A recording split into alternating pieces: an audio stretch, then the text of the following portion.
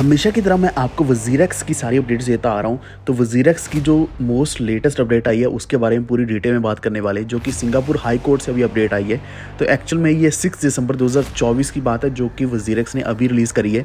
तो यहाँ पे कुछ सवालों के जवाब भी हमें मिले हैं और आप यकीन नहीं करोगे कि हमारे जितने भी फंड्स हैं उसमें से $12 मिलियन को सिर्फ रीस्ट्रक्चरिंग के लिए यूज़ किया जा रहा है। यानी कि वज़ीरक्स को दोबारा से रीस्ट्रक्चर करने के लिए $12 मिलियन का अमाउंट लगाया जा रहा है। तो आप खुद सोचो कि हमारे पास जितना अमाउंट आना चाहिए था, या फिर जो हमारा अमाउंट है, या फिर जो हैक नहीं हुआ है, उसमें से ऑलरेडी इतना बड़ा अमाउंट तो यहीं पे लगने वाला है। लेकिन इसका क्या हमें इंसाफ मिलेगा ही नहीं?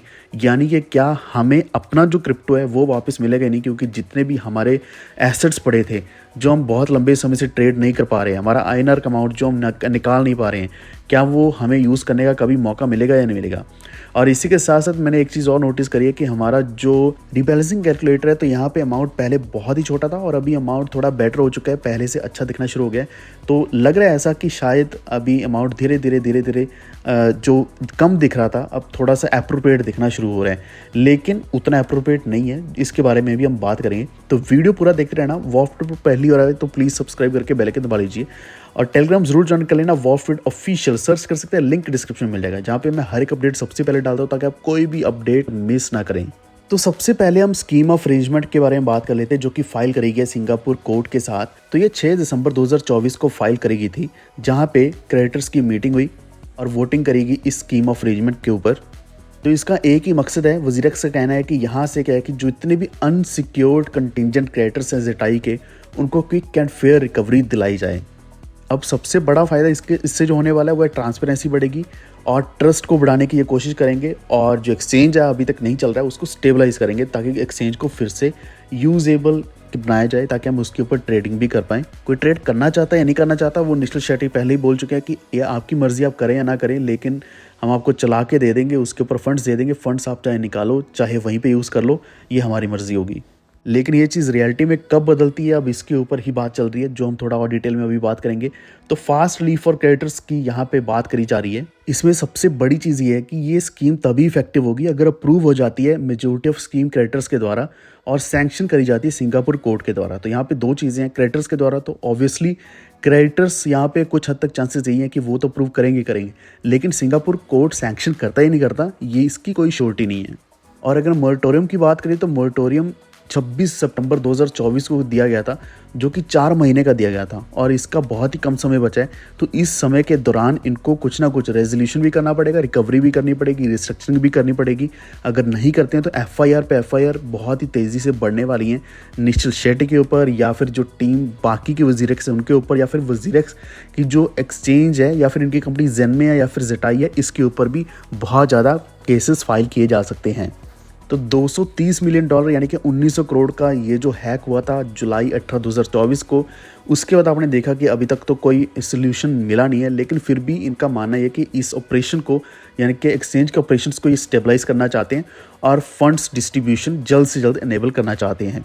अब सबसे बड़ी चीज़ यहाँ पे जो देखने को मिल रही है, सबके लिए एक बहुत ही बड़ी खुशखबरी, वो ये है कि जो स्कीम है अगर ये अप्रूव हो जाती है तो ये जो इनिशियल डिस्ट्रीब्यूशन करने वाले हैं ये पहले 10 बिजनेस डेज के अंदर कर देने वाले हैं।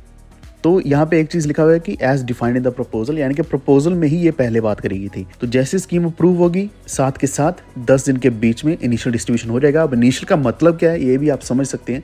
इनिशियल बोला जा रहा है तो इसका मतलब है कि 100% अमाउंट तो नहीं डिस्ट्रीब्यूट होने वाला, लेकिन जितना अमाउंट है उतना ये धीरे धीरे करना शुरू करेंगे। अब 100% नहीं है इसका आप भी जानते हैं। सबसे पहला तो ये कि 230 मिलियन तो हैक ही हो गया, जो थेफ्ट में चला गया।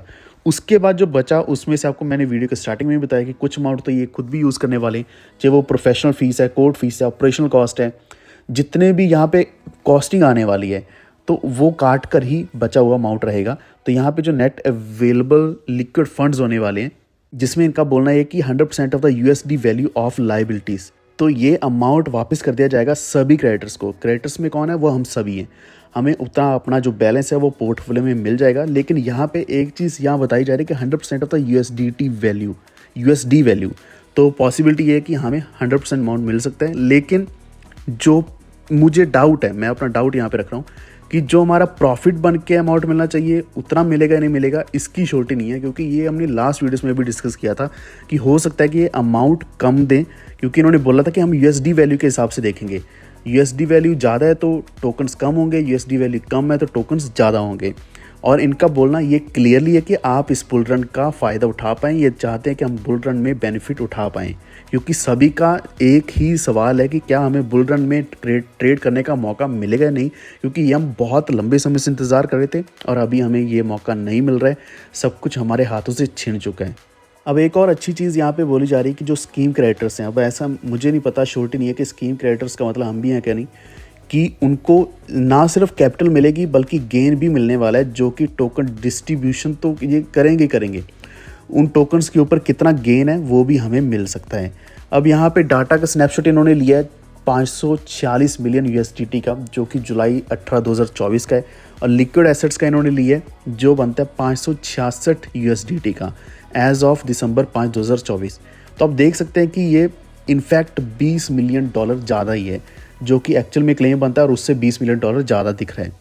तो ये आपको फिर से बता रहा हूँ कि ये यूएसडी में बताया जा रहा है, यानी कि डॉलर्स में अगर वैल्यू देखी जाए तो ये उससे ज़्यादा पड़ी है इनके पास, जो हम सभी में ये डिस्ट्रीब्यूट कर सकते हैं।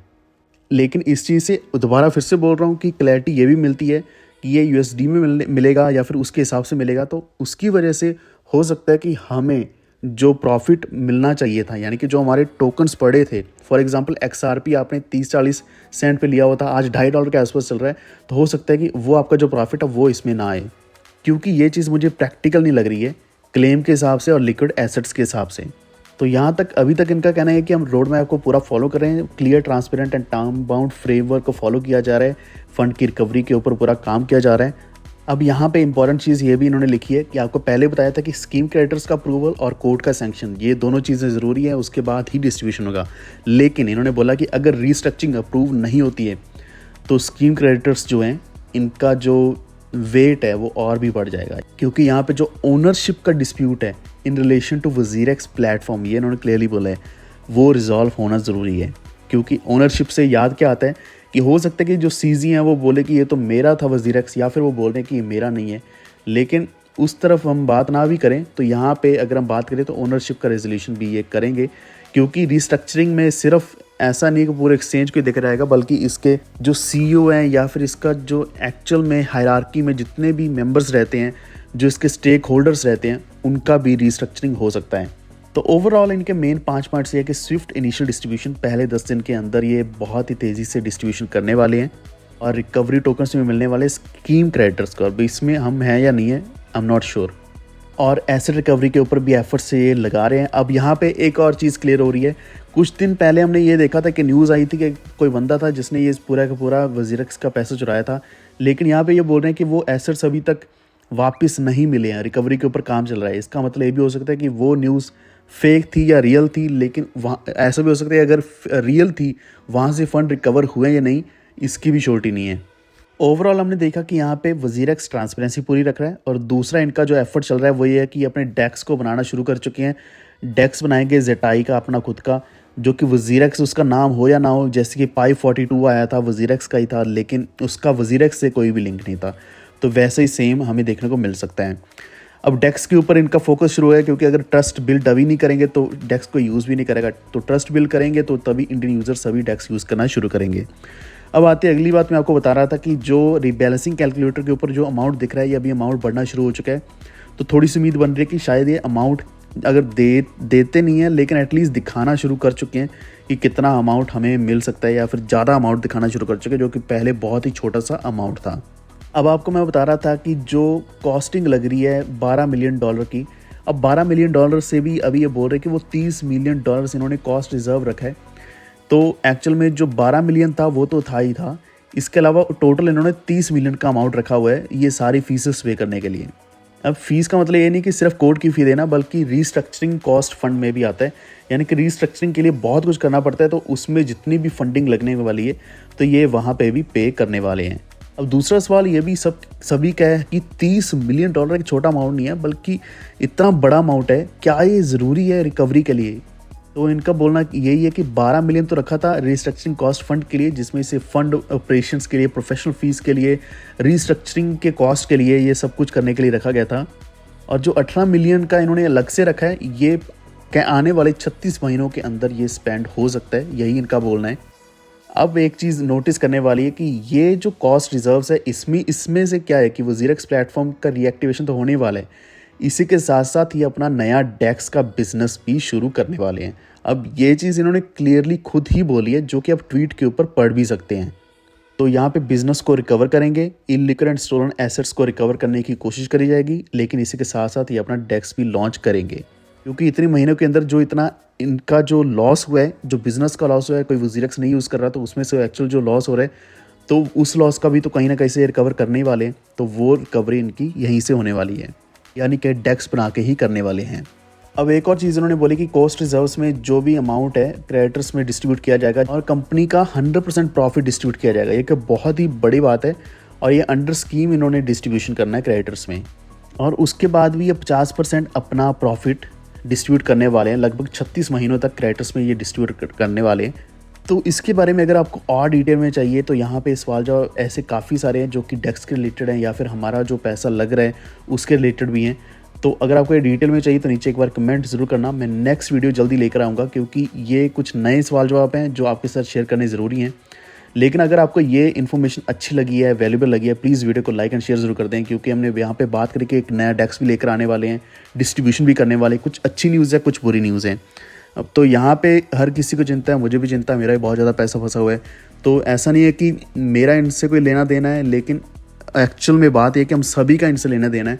हम सभी को अपना एसेट्स वापस चाहिए, हम सभी ट्रेड करना चाहते हैं, अपना पैसा निकालना चाहते हैं बुल रन में। तो इसलिए मैं पूरी डिटेल में वीडियो हर बार लेकर आता हूँ। तो प्लीज़ हमेशा इसी तरीके से वॉच ट्रेड के साथ जुड़े रहिए। नेक्स्ट वीडियो में जल्दी लेकर आऊँगा, और सब्सक्राइब करके बेल आइकन दबा लीजिए ताकि आप तक आने वाली वीडियोज़ के नोटिफिकेशंस मिलते रहें। Stay tuned. Thank you.